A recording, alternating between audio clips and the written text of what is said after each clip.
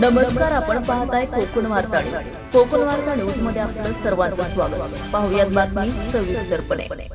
वारंवार तक्रारी देऊनही प्रशासनाकडून होणाऱ्या दुर्लक्षामुळे मांदिवली चिंचघर रस्त्यावर डंपरचा अपघात झाला. या अपघातामध्ये कोणतीही जीवितहानी झाली नसली तरी प्रशासकीय नियमांचे कशा प्रकारे उल्लंघन होत आहे हे पुन्हा एकदा समोर आले. मांदिवली पुलावरून जास्तीत जास्त 18 टन वजनापर्यंतच्या वाहनांना परवानगी आहे. असे असतानाही आज अपघात झालेला डंपर स्वतःचं वजन आणि माल मिळून सुमारे 35 ते 40 टन वजन घेऊन जात होता. क्षमतेपेक्षा दुप्पट वजन आणि चालकांचा भरधाव वेग यामुळे हा अपघात घडला.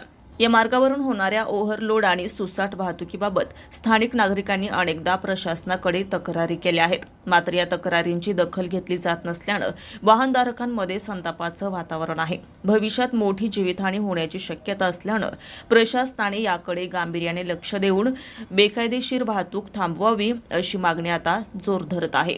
रियाज ठाकूर, कोकण वार्ता न्यूज, रत्नागिरी.